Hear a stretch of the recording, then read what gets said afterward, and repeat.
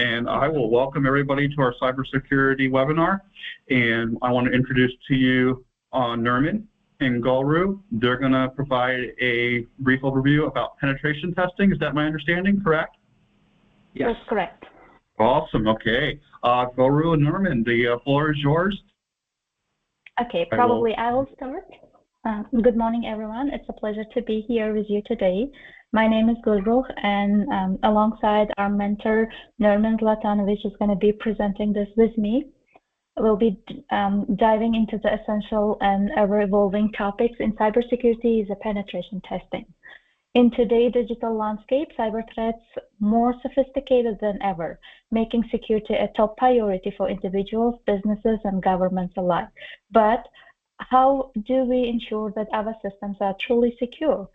That's where penetration testing or ethical hacking comes in. Penetration testing is just about finding vulnerabilities. It's about thinking like an attacker to stay one step ahead. Through this penetration, we'll explore the methodologies, tools, and real-world application of penetration testing, helping you understand its critical role in modern cybersecurity. So let's guys, start. Sorry for interrupting you. Can you see my screen? Yeah, I can see. Yes, we can. Oh, you can see my screen. Okay. Yeah, if you don't mind, can you go ahead and put agreement? I wanted to talk Sure. regarding agreement first, and then we're going to jump into a stage of the penetration testing.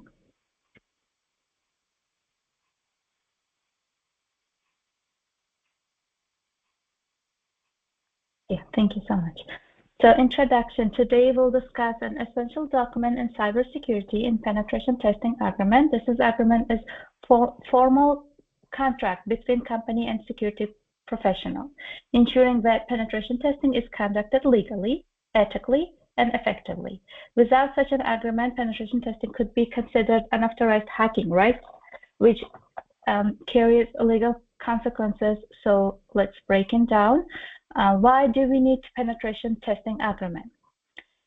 So penetration testing agreement ensures legal authorization for ethical hacking activities, protect both the tester and client for misunderstandings, define scope, limitations, and securing protocols, establishing rules of engagement to prevent system disruptions. So thinking of this as a safety contract, it seems the ground rules so ethical hacking is done properly without any unethical activities. So key components of agreement is a scope of work. What will be the testing? So the testing scope, we need to clarify what we are going to test. So clearly defines which system application or network are in scope, specifies out of scope as assets, third-party services, critical databases. If we do not want to touch it, it's going to be out of scope. Prevent accidental security breaches beyond what's unauthorized. Just like giving locksmith permission to test certain doors, but not breaking into the whole building, right?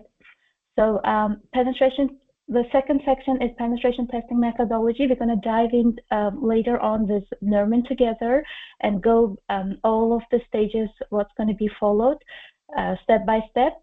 And this is the second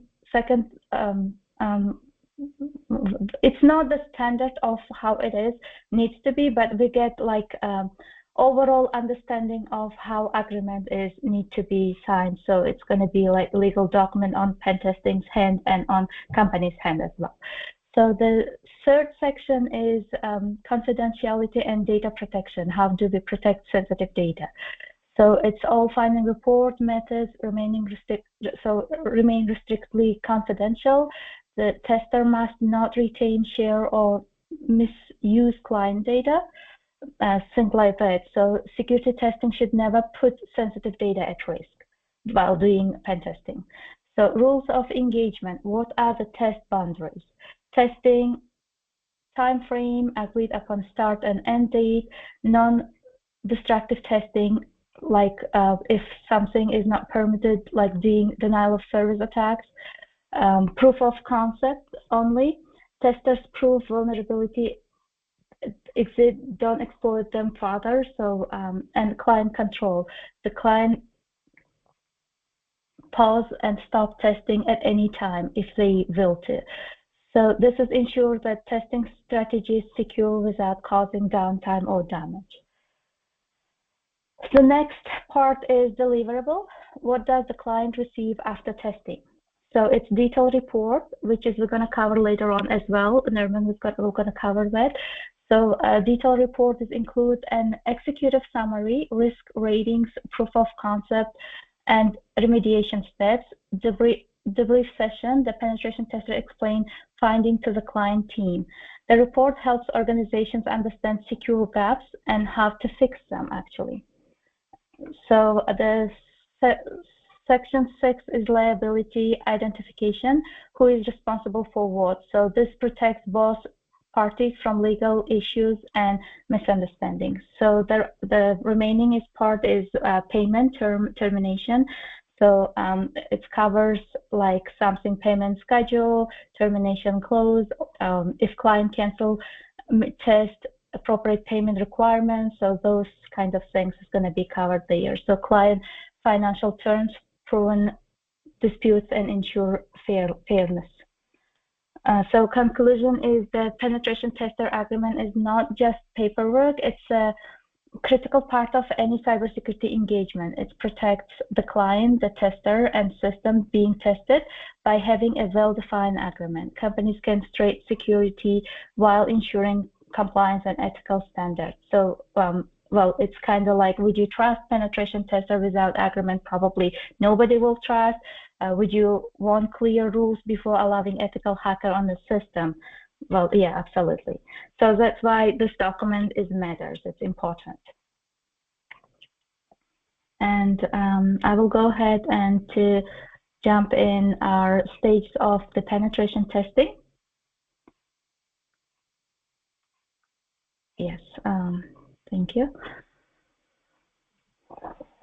So stages of the penetration testing is mostly covered by 6 steps. So it's imagine you're hacker trying to break into the system. Would you do it ethical? Ethical hackers or penetration testers follow a structured process to find cybersecurity weaknesses before real attack will do. So for securing your system, you need to make sure that your system is secure.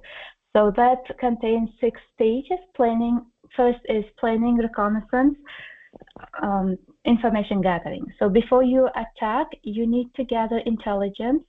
This phase is like researching a building layout before trying to break in. So how we do it, key steps define the scope, what system, applications, or networks will be tested. So we need to figure it out. Are we testing just a website or entire company's network? Next step is identifying rules of engagement. What type of attacks are allowed? Should we avoid crashing the system? Like example, no denial of service attack. The third step is gathering multiple public information. So collect domain names, IP addresses, or employee details using social engineering. Use reconnaissance tools. For that, it's going to help you to, these tools will help you to do actually gathering public information and reconnaissance tools using Shodan, who is Google, Dorkins, or OSINT frameworks. So Shodan finds internet exposed devices, who is retrieve domain registration information. Google Docking uncovers hidden web pages, and OSINT framework aggregates intelligence gathering tools. Think of this stage as a gathering intelligence before launching an operation. So after doing so, we're going to jump into the next slide as scanning and enumeration, finding weak points. Now that we know that target we probe is, can we skip the next? Yeah, thank you. So now that we know that target we probe, it's defenses to find vulnerabilities. So key steps here: perform network scanning, use Nmap to detect open ports and services, identify running software and their versions. Conduct web application scanning. Use tools like Burp Suite, Niktor, or Nessus to check for misconfiguration and outdated software. Enumerate usernames, directories, and APIs. Use GoBuster tool or DERB to uncover hidden directories. Use Metasploit for in-depth exploitation possibilities. At this stage, we have mapping out the attack surface, finding all possible entry points. And then now we're gonna jump in the third stage is gaining access exploitation. This is where the real attack happens, exploiting weaknesses to break in. So key steps here: use known exploits, find existing vulnerabilities, using tools exploit DB, Metasploit, or SQL map. If necessary, develop custom exploits. So common attacks techniques is like SQL injection, extracting data from databases, cross-site scripting, injecting malicious JavaScript into web page, broken authentication exploits, exploiting weak login mechanisms. So the next is leverage misconfiguration and weak passwords. Outdate software or default credentials, as we all know, make easy target and to get in. Capture sensitive information, retrieve password hashes, API keys, and session tokens. If an attacker succeeds here, they can control the system, steal data, or escalate their attack further.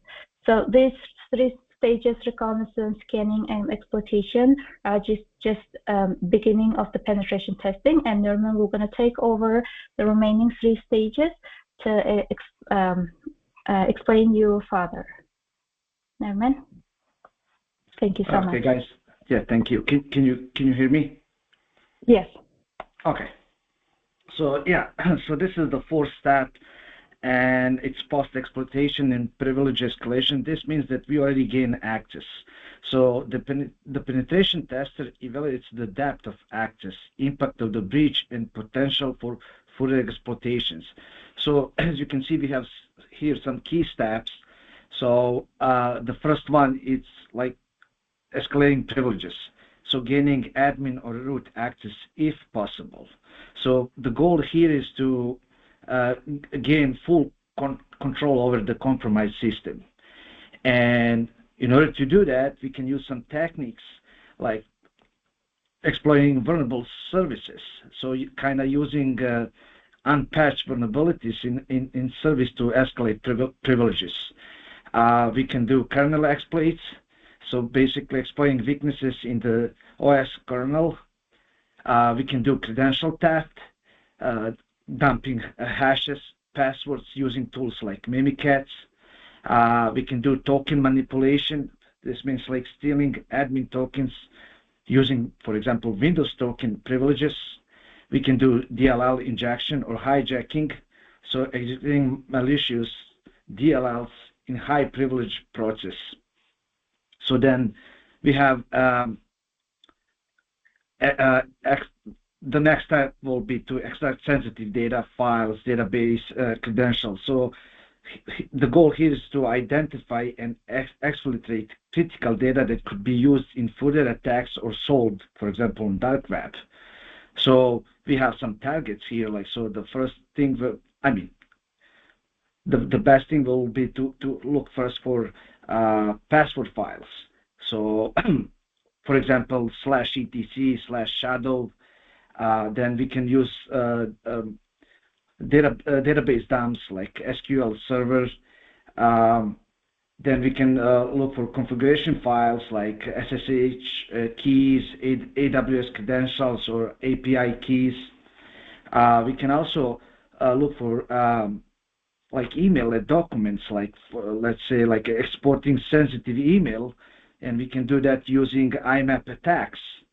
So we can use, for example, Mimikatz or Hashcat or Metasploit to do those types of attacks.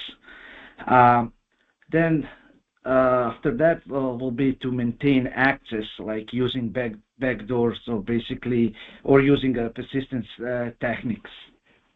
So the goal here is to kind of ensure that we have access even if the compromised system is rebooted or patched. So kind of like we should have some persistence methods, like we can add a new admin account, so kind of creating hidden users with admin rights. We can schedule task, running malicious scripts at a startup. So every time that the computer is rebooted, the script will be running. We can do registry manipulation for like adding malicious scripts to run keys. We can do backdooring services, like modifying system services to auto-run payloads. And some of the tools that we can use here is Empire, CobbleStrike, Metasploit. So yeah. And the last step at this post-exploitation level will be lateral movement, kind of going deep into the network. So the goal here is to extend control to other machines within the network. And then we can use some techniques for this, like PTH, like pass the hash, using stolen NTLM hashes to authenticate, to be authenticated as another user. We can do remote code execution, so exploiting SMB, RDP, SSH. SSH will be so hard to exploit, but if the running some of those services and protocols like SMB, RDP, or Telnet will be very possible. So I will move to the next slide. So I'm sorry, my screen is getting frozen for some reason. So yeah, this is the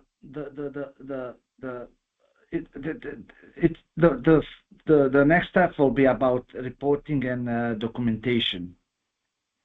So after conducting penetration testing, findings must be documented in a structured report that outlines discovered vulnerabilities, the risks, and recommendations for mitigation. So basically, we have to put everything there, and provide some solutions for those vulnerabilities. So we have some key components of penetration testing report, and I have an example of report. Once I'm done with this slide, I will just show you quickly how it looks like. Yeah, so we have some key components of detailed penetration testing report. So the first one will be executive summary. So basically, so we will just kind of like in some simple language describe our findings, what's going on. And so executive summary, it's usually used by those top management, upper management, because they don't have time to read the whole report, especially if report is like, I don't know, 30, 40 pages, and they don't understand like this kind of language. So basically they will look only the first page, summary. So in order just to know what's going on with the network or compromised system. Then we have to have kind of scope and methodology. So what was tested and how it was tested. So basically we have to define systems, applications, and networks were in scope. So we list testing methodologies, like black box, gray box, white box. So, and then we have to specify compliance frameworks followed by PCI DSS or ISO 27001 or NIST. So then the next step will be kind of like talking about findings with risk ratings. So we have to kind of assign the score to each vulnerability, like critical, high, medium, low. So basically each vulnerability is categorized based on its severity. And then we have a proof of concept exploit.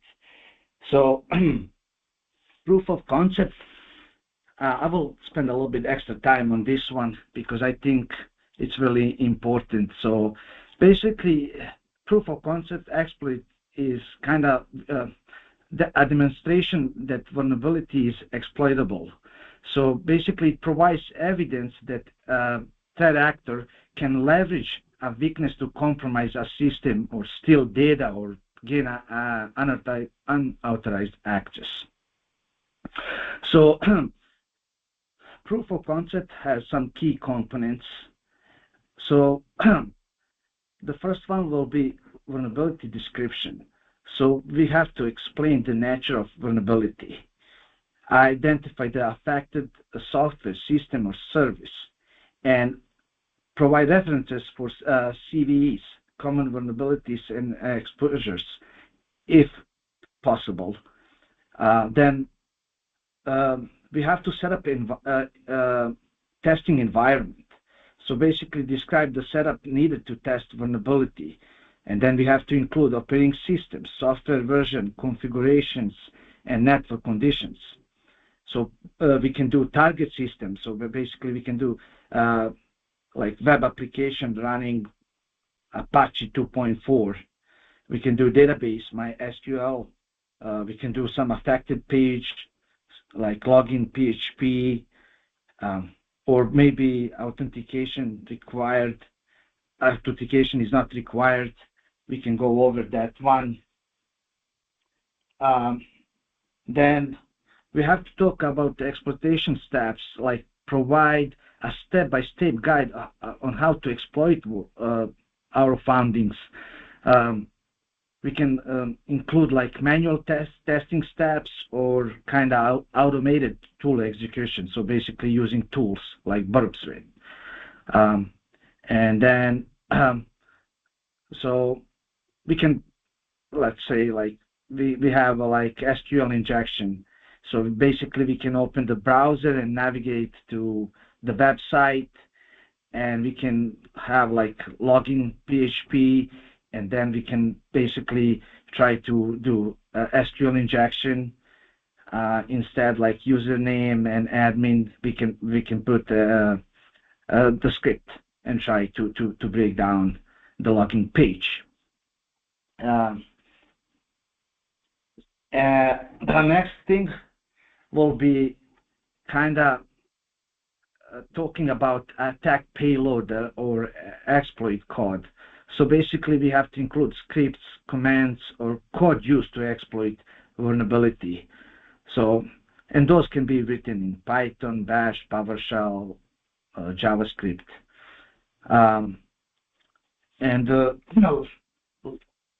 After that we have to kind of describe like what happens when the exploit is successfully executed. So that will be kind of some expected outcome or impact of the exploit. So basically we have to explain the security risk and potential damage. Let's say a threat actor can log in as an admin without valid credentials, or sensitive user data such as username, password, emails can be extracted, or maybe a threat actor can modify or delete data in database. And after that, we have to have screenshots or logs, so kind of evidence of exploit execution. So the best way to do that is having screenshots of exploit system, logs, or command outputs. So this really helps, especially blue team, so they can reproduce and verify the exploit. So basically, they can follow the same step you provided, like use the same tools, use the same script, and see what's going on. And based on that, they can kind of come up with some solution to protect the system. And then we have to provide some remediation, kind of provide some security best practices to fix vulnerabilities. So it can be maybe code fixes, configuration changes, or security policies. So this will be the proof of concept, and this is something really important because so you cannot just go there and say, hey, we did this, we did that, we found this. You have to show them, especially people who are not really tech savvy, and maybe some of those managers or leaders, they want to kind of like take a look and maybe get some to understand better like what's going on with their network. So you have to have proof. So that's why proof of concept is really really important. And before I move to the next slide, so this is just example so you guys can get idea. It's 5-6 pages, but it's it can be like over like 30-40 pages. But don't think like if a report it's like if a report has so many pages it's like well written report. It doesn't mean that. So make sure. So report even can be like 5 pages. It doesn't matter as long as you provide like valuable information. So as long as the report have like executive summary and then key findings like SQL injection, cross-site scripting, you explain that. So then you have overall risk rating. As I said, like it can be like critical, high, low, and then you have scope of testing and in scope assets. So let's say you did API endpoints, you run some you were testing some domains, different domains, using authentication mechanisms like login page, and then you have out the scope. So those are the ones that you are not allowed to do any pen testing. Then you have testing methodology. So the testing methodology followed the industry best practices, including, so we already talking about those. And then you have finding and analysis. So yeah, as you can see, and it can be much longer, but this is just an example. So then you have recommendations and remediation plan. We already spoke about this. And then you have conclusion. And so this is the last step of those 6 stages for pen testing. So basically here, once the client has addressed the vulnerabilities, penetration testers conduct remediation, validation testing to ensure the issues are resolved. So we have some key steps here. So review patches and security improvements. So verify if software patches and security updates have been applied. Check if there's some misconfigurations. So those misconfigurations should be fixed immediately. Then we have to retest previous vulnerabilities to confirm they're fixed. So, for example, test patch system for new vulnerabilities introduced by updates. Then we have to provide final recommendations for improving security posture, kind of hardening systems, like enforce least privilege, disable unused services, or restrict admin access. We can do continuous security monitoring, like, for example, doing like regular vulnerability scans and penetration tests. And of course, we have to provide user awareness training, so educate employees on phishing, password security, and social engineering. And one of the really important things here, doing all those 6 stages, you have to all the time update your client on your findings, especially if it's something really critical or something needs to be patched immediately.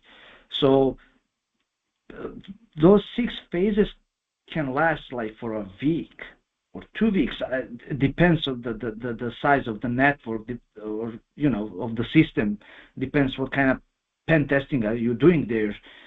What are you going to test? Like, you might have so many subdomains, so many web applications.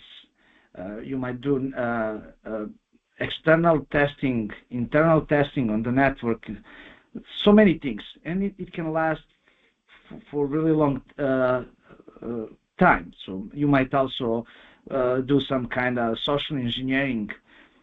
So that depends what client wants to be done on the network. So since it can be really long process, we have to make sure that we kind of, as soon as we find something, even if it's not really critical, something, we have to update the client all the time, telling, hey, this is what we found so far, and explain, give them some details, and then of course later we will include everything in the report. And so those are like kind of penetration testing methodologies. Most pen testers kind of following those kind of guidance for testing. Like we have here Open Web Application Security Project, which is testing guide, and it's really used framework for web application penetration testing. So this provides structured guidance on assessing the security of web applications. So basically, for example, our top 10, so it focuses on identifying the most critical web applications vulnerabilities, such as SQL injection, cross-site scripting, and security misconfigurations. So some of those testing phases of others will be information gathering, configuration and deployment, management testing, so kind of checking for insecure configuration, identity management testing, that's kind of examining authentication mechanisms. Then we have authorization testing, evaluating access control and role-based access restrictions, data validation, checking for injection vulnerabilities and improper input validation. And some of those, some tools that can be used for those testing phases are Burp Suite, SQL Map, yeah. And then we have also NIST SP 800-115. So basically, that's like National Institute of Standards and Technology, so special publication 800-115.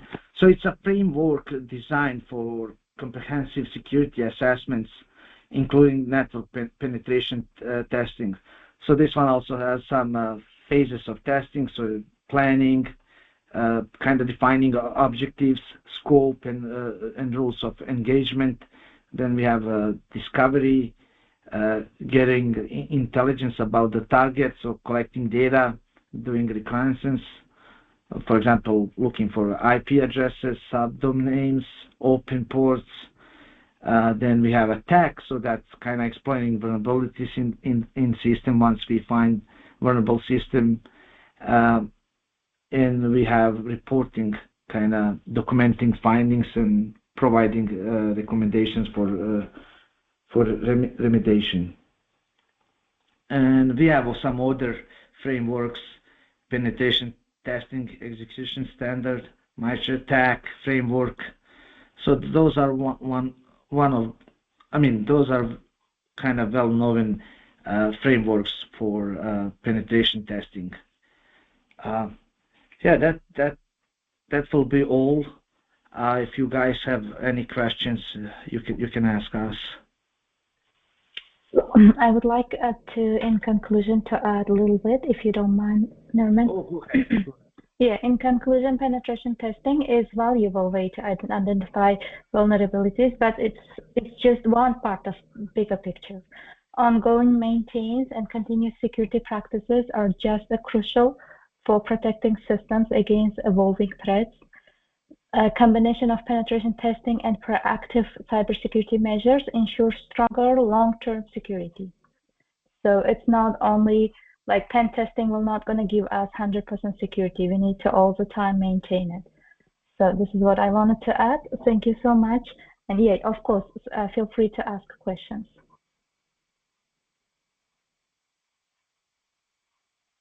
Thank you very much, Gulruh and Nermin. This is a open floor question and answer time. Feel free to ask your questions, give your thoughts and feedback.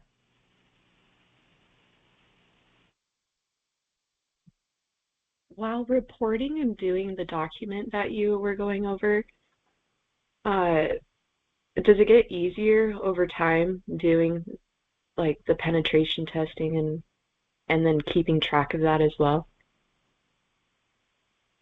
Well, to be honest, I never did like some like professional penetration testing on some network. I did a lot of like I do bug bounty programs, so basically looking for vulnerabilities in some applications, but I never did like the whole process. Like I never was hired by someone, or I never worked for any kind of company.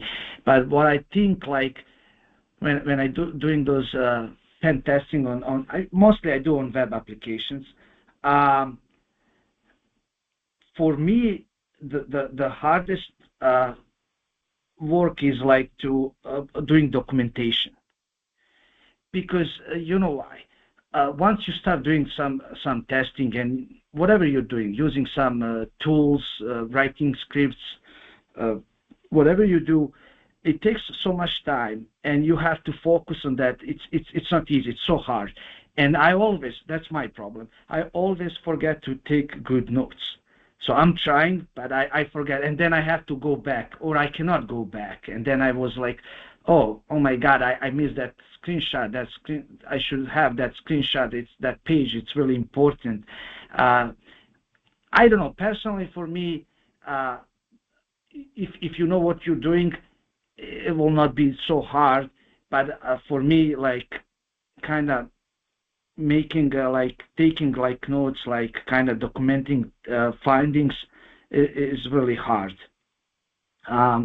because you have to kind of focus on both at the same time. And for me, I don't know, it's really hard. I never wrote some pen testing report, again, because I never was doing that hard. Mostly if you work for some security company, cybersecurity company, there is a team of people like who will do pen testing. You might be like hired by some company as a freelancer if you do that. So I never did. But yeah, I think it's not really easy to do both things at the same time. Especially when you kind of close somewhere, like you say, like you see that you found some vulnerability and you're trying to escalate your privileges or see what else you can do there, and then you kind of trying to do your best and trying to get there as soon as possible. I mean, that's all just me. Like I cannot focus on kind of documenting things, and I know it's not good because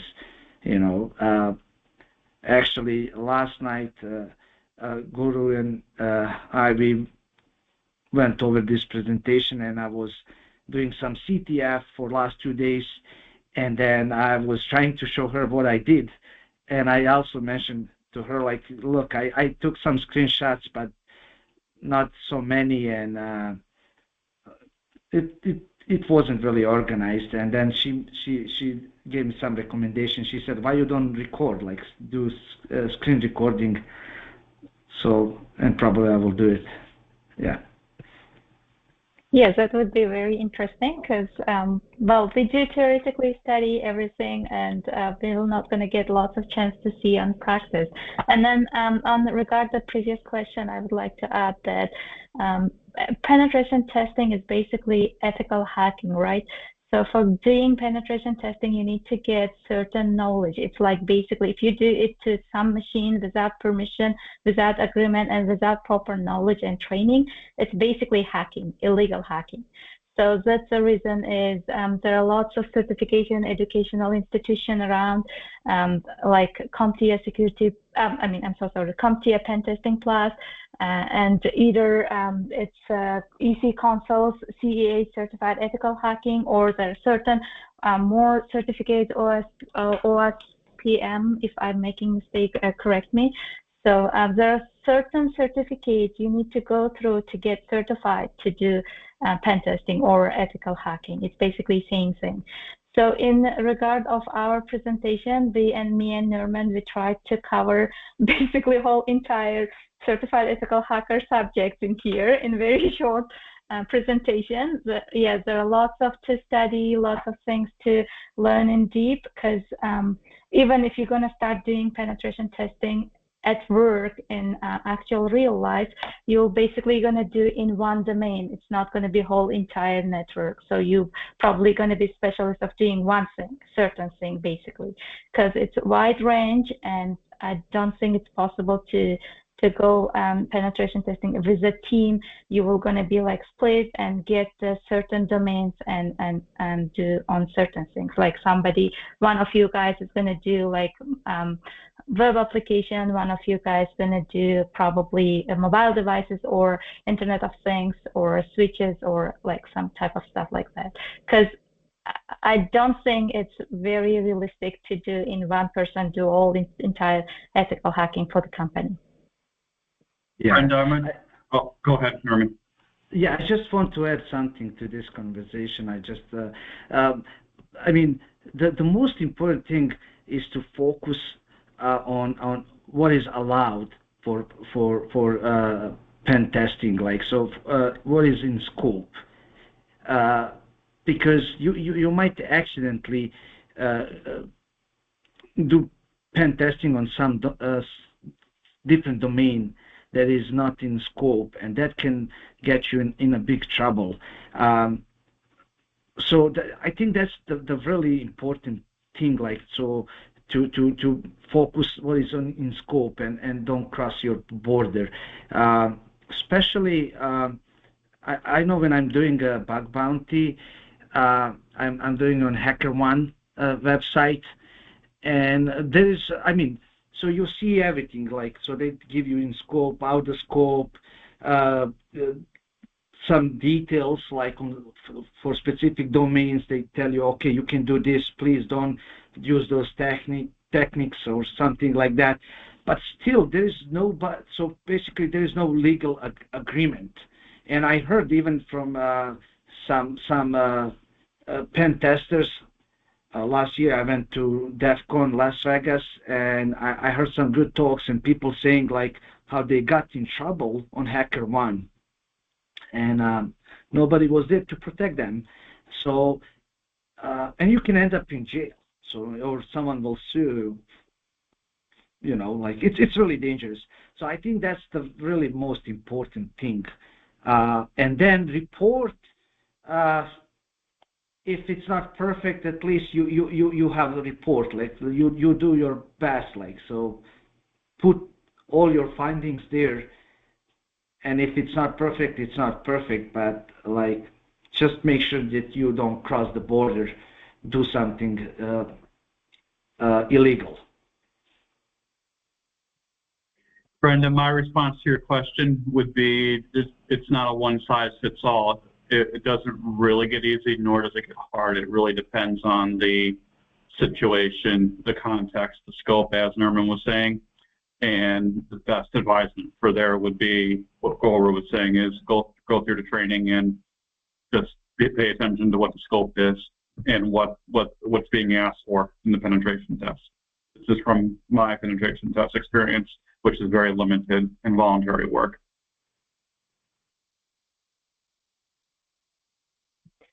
Yes, I appreciate y'all. I didn't mean to get y'all stuck on penetration testing because I think bug bounty is so cool too. I think ethical hacking across the board is just really cool. Yeah, I would like to correct myself on certification. If anyone in here interested to get some industry certifications like CEH, Certified Ethical Hacking, and OSCP, the other one for ethical hacking, CompTIA Pentest Plus, and then GIAC Penetration Tester and Burp Suite Certification Practitioner. Those are on industry available.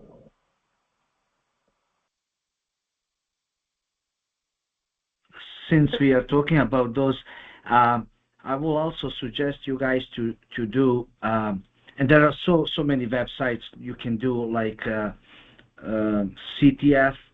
So I think that's one of the best way to learn penetration testing. So just jump in, start looking for those flags, and you will have different tasks, and so each task will require different skills, different tools, different scripts, and in my opinion, that's how I learn. In my opinion, that's one of the best way to learn. I'm not saying that some course or boot camp is not good. I'm not saying that. Of course, everything is good. Like whatever you learn is good, as long as you're learning. But it's totally different when you start doing by yourself, or if you go to boot camp, they have those labs, and they might give you to do one thing, and spend so much time on one particular thing or one particular subject. And again, it's not bad, but it takes time. But if you let's say, like I was doing the last 2 days, like looking for flags on it's called Meta CTF.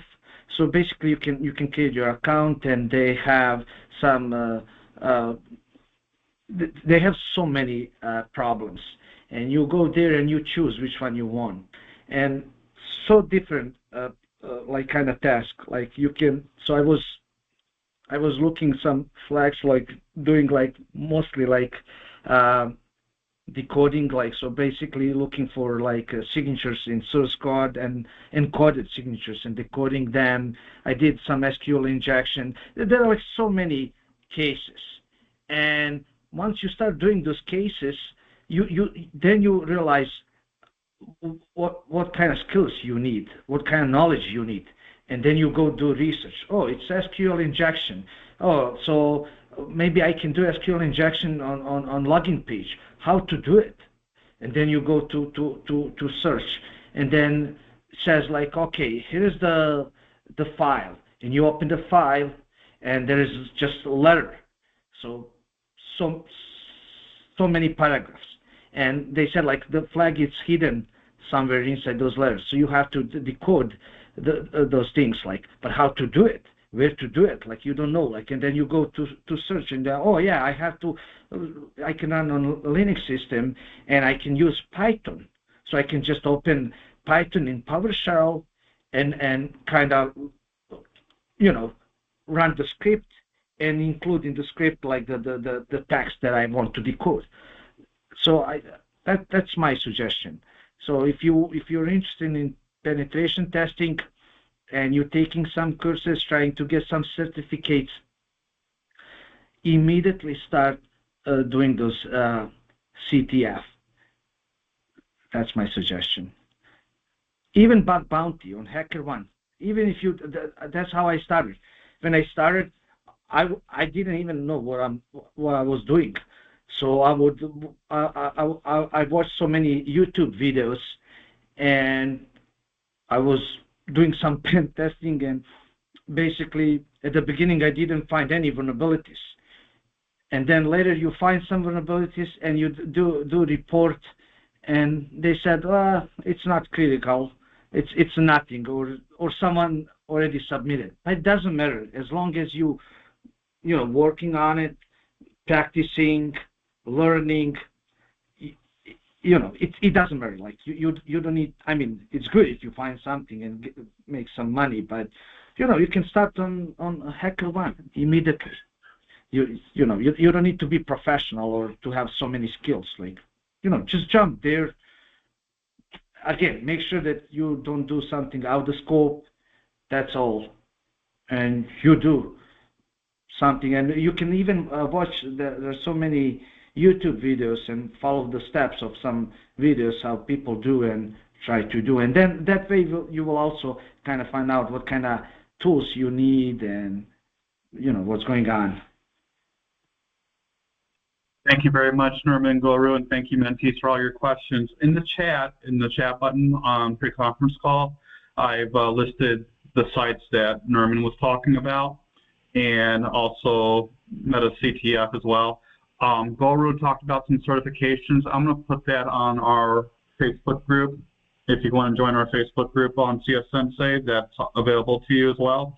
And I'll also put it in the mailing list as well for any other sites or links that might be of interest to you all. Otherwise, people, I have 8:59.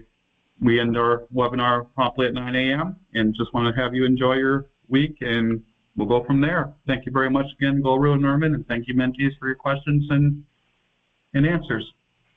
Thank you all. Thank you, everyone. Thanks.